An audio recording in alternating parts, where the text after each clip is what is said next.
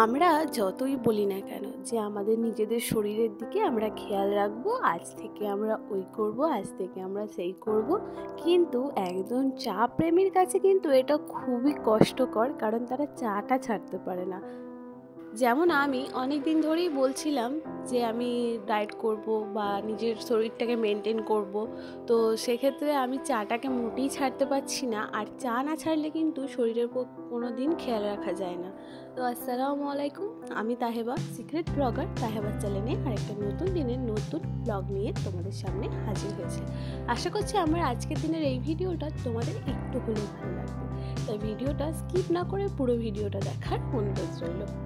তো যে কথাটা তোমাদের সাথে প্রথমেই শেয়ার করছিলাম যে চা যে শরীরের পক্ষে কতটা খারাপ আমরা সবাই জেনেও কিন্তু চায়ের নেশাটা করেই ফেলি। ছোট থেকে বড় সবাই মোটামুটি চায়ের নেশা একটা আছে। কেউ কেউ আবার চা পছন্দ করে না, সেটা বাদ দাও, কিন্তু বেশিরভাগ কিন্তু 100%-এর মধ্যে 90% লোক চাই খায়, আর চায়ের নেশাটাই কিন্তু তাদের হয়। আর আমরা বেসিক্যালি সব কিছু খাবার দাবার ভাত কম খাই, কিন্তু চাটা কিন্তু ছাড়তে পারি না। আর যতই ভাবে যে ডায়েট করব, কিন্তু আমার দ্বারাই তো ডায়েট করাও হবে না, আর আমি চা কোনোদিন ছাড়তেও পারবো না। তো আজকে প্রথমেই বলে দিচ্ছি, আমার ভিডিও দেখতে দেখতে যদি তোমাদের কোনো পার্ট বা অংশ ভালো লেগে যায় তাহলে কিন্তু একটা লাইক করতে ভুলো না, কারণ তোমাদের একটা লাইক কিন্তু আমাকে পরবর্তীকালে আরও মোটিভেট করে নতুন নতুন ভিডিও করার জন্য। আর তোমরা যারা আমার চ্যানেলে নতুন, চাইলে কিন্তু চ্যানেলটা সাবস্ক্রাইব করে আমারই পাশে থেকে যেতে পারো। তো দেখতেই পেলে সকালবেলা ঘুম থেকে উঠে জাস্ট চা করতে এসেছে, তারপরে কিন্তু চাটা খেয়ে নিয়ে ছেলেকে মা খাইয়ে দিয়েছে। আমার আজকে একটু উঠতে লেট হয়ে গেছে, তো তারপরে চলে এসেছি এখানে রান্না করতে। ভাতটা বসিয়ে দিয়েছি, মা চলে যাবে স্কুলে আজকে সকালবেলাতেই, আর আমি কিন্তু আজকে একা হাতেই সমস্ত কাজটা করব। তো তোমরা দেখতে থাকো ভিডিওটা। তো মা আমাকে রাত্রেই বলে দিয়েছিল যে কালকে সকাল সকাল স্কুলে যাবে, তাই কালকে মাংস রান্না করেছিল রাত্রিবেলা, সেটা একটু বেশি করেই করে নিয়েছিল, যাতে আমাকে রাত্রিবেলা সকালবেলা আবার তাড়াহুড়ো করে রান্না বান্না, ছেলে স্কুল এইসবগুলো না সামলাতে হয়। তো তার জন্য এখন কি করেছি, মা সকালবেলা ভাতটা কাঠের জালে বসিয়ে দিয়েছে, শাকটা বেছে দিয়েছে, শাক ভাজবো, পেঁয়াজ কেটে নিচ্ছি আর রসুন কেটে নিচ্ছি, আর এদিকে আলু সিদ্ধ করবো, তার জন্য কিন্তু আলুটাও কেটে নিয়েছি। আলু আর ডাল কিন্তু একসাথেই সিদ্ধ করে নেবো।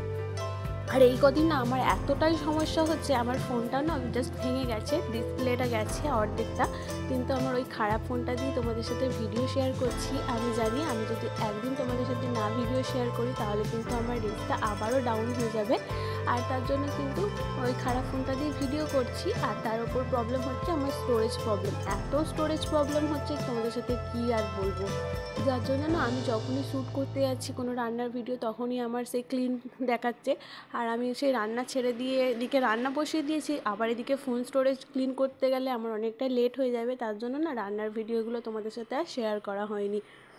আর আজকে না সেরকম তো রান্নাবান্নার ঝামেলা নেই, জাস্ট শাক ভাজবো আর ডাল আলুটা সিদ্ধ করব। তো তার জন্যই ভাবলাম যে মা ভাতটা যেহেতু কাঠের জালে বসিয়ে দিয়ে গেছে, আমি কাঠের জালে ভাতটা হয়ে যাবার পরে কিন্তু একটা একটা সব বসিয়ে করে নিয়ে বাড়ির সমস্ত কাজও কিন্তু গুছিয়ে নেব। তো সেক্ষেত্রে কি করেছিলাম, আলুটা আর শাকটা তো মা বেছেই দিয়ে গেছিলো, পেঁয়াজ রসুনটাও কেটে রেখে দিলাম, ভাতটা ওদিকে হচ্ছে, তার সাথে কিন্তু কী করবো, ছেলের টিফিনটা, ছেলের বই খাতা সব কিন্তু গুছিয়ে নেবো। আজকে ছেলের স্কুলের টিফিনে না সেরকম খুব একটা ঝামেলা নেই, কারণ মা কালকে রাত্রিবেলা পাটিসাপটা বানিয়েছিল, তো ওকে ভেবেইছিলাম রাত্রিবেলায় যে সকালবেলা কিছু সেরকম আর করব না, ওকে একটা পাটিসাপটা দিয়ে দেবো আর কিছু ফল দিয়ে দেবো। তো ফলের মধ্যে আজকে ওকে কলাটাই দিয়েছি, আর দিয়েছি একটা পাটিসাপটা। এদিকে মা স্কুল থেকে এসে আর এক জায়গায় যাবে, তো তার জন্য কি করেছি, মায়ের শেকটাও আমি বানিয়ে রেখে দিয়েছি, কারণ মা এসে কিন্তু খেয়ে দিয়ে চলে যাবে। আর তোমরা যে আমার ছেলের টিফিনের বক্সে যে শিবার ফটোটা দেখতে পেলে, সেটা কিন্তু এর কালকে আর থাকবে না, কারণ স্কুলে বসে বসে টিফিনের সাথে শিবার ছবিটাকেও কিন্তু ছিঁড়ে ফেলে দিয়েছে। আমি যখন ওকে বাড়িতে এসে জিজ্ঞাসা করছি যে তুমি এরকম করলে কেন, অথচ টিভিতে সবসময় বলবো আমি শিবা দেখবো শিবা দেখবো, আমাকে বলছে আমার শিবাকে ভালো লাগে না তাই আমি ছিঁড়ে ফেলে দিয়েছি। তাহলে কতটা দুষ্টু হলে এরকম একটা কথা বলতে পারে বলো তো। আর এই যে ছেলেটাকে এখন টিফিনটাও রেডি করে দিচ্ছি, তারপরে কিন্তু ছেলেটাকেও রেডি করে দেবো। আজকে ওর পাপা বাড়িতে আছে, ওর পাপাই কিন্তু আজকে ওকে স্কুলে রেখে আসবে, আমার কিন্তু স্কুলে যাওয়ার ঝামেলাটা থাকবে না। আর আজকে না আনতে যাওয়ার ঝামেলাটাও ছিল না, দেখছি আমার আব্বাও ঠিক টাইমে চলে এসেছিলো বাড়িতে। তারপরে বললাম যে তুমি ওকে নিয়ে চলে এসো, ভালোই হলো, আজকে কিন্তু আমাকে আর কোথাও বেরোতে হলো না।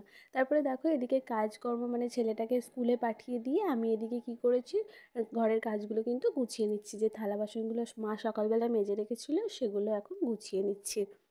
তারপরে ওদিকে আলু সিদ্ধ ডাল সিদ্ধটা বসিয়ে দিয়ে এখন চলে এসেছি মায়েদের ঘরে ঘরটা মুছে দিতে, কারণ বেশ অনেক দিন হয়ে গেছে এই ঘরটা মোছা হয়নি কো। আর আজকে তার সাথে কিন্তু নিচের ঘরটাও মুছেছি। আর এই ঘরটা না আমার মপ দিয়ে ঠিক মতন মোছা হয় না, মনে হয় না যে খুব ভালো পরিষ্কার হয়েছে। আমি তার জন্য কি করি, এটাকে হাতে দিয়ে হাতে কাপড় ছেঁড়া দিয়ে কিন্তু ঘরটা মুছে নিই। আর কি বলতো, এটা তো টাইলসের ঘর, তাই ধুলোগুলো যেন মপে যেতেই চায় না, সে থেকেই যায়। তাই আমি ভালো করে হাতে করে এই ঘরটাই মুছি।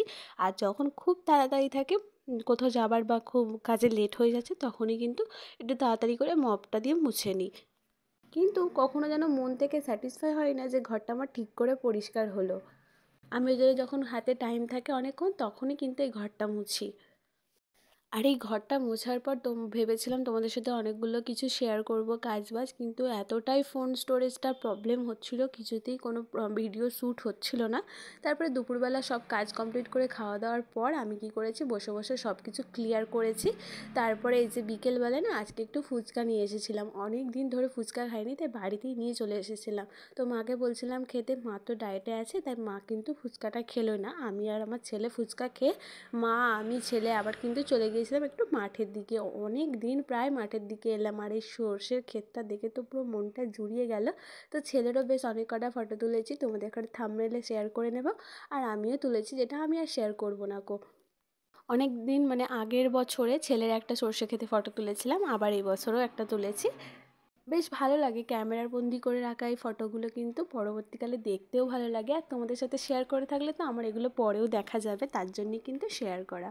আর এই যে সন্ধেবেলা চলে এসেছি, আমি দুপুরবেলাতেই ডালটা ভিজিয়ে রেখেছিলাম, ছোলার ডাল, তারপরে মুসুর ডাল, বিউলির ডাল, আর দিয়েছি এক মুঠো মতো চাল দিয়ে ভিজিয়ে রেখেছিলাম 4-5 ঘন্টা। তারপরে সেটাকে সন্ধেবেলা জল ছেঁকে ব্লেন্ডারের মধ্যে দিয়ে দিয়েছি। আর দিয়েছি একটা কাঁচা লঙ্কা আর এক টুকরো আদা দিয়ে খুব ভালোভাবে কিন্তু ব্লেন্ড করে নিয়েছি। আর এটা খুব ভালোভাবে ব্লেন্ডও হবে না, একটু দানা দানা মতন থাকবে। আর এই ডালের পকোড়াটা খেতে কিন্তু এরকম দানা দানাই ভালো লাগবে। তারপরে ব্লেন্ডার থেকে ডালটা নামিয়ে নিয়েছি, তারপরে দিয়েছি পেঁয়াজ কুচি, লঙ্কার গুঁড়ো, হলুদ গুঁড়ো, জিরে গুঁড়ো, ধনে গুঁড়ো, নুন, কাঁচা লঙ্কাটা আর দিইনি আমি, কারণ ছেলে খাবে।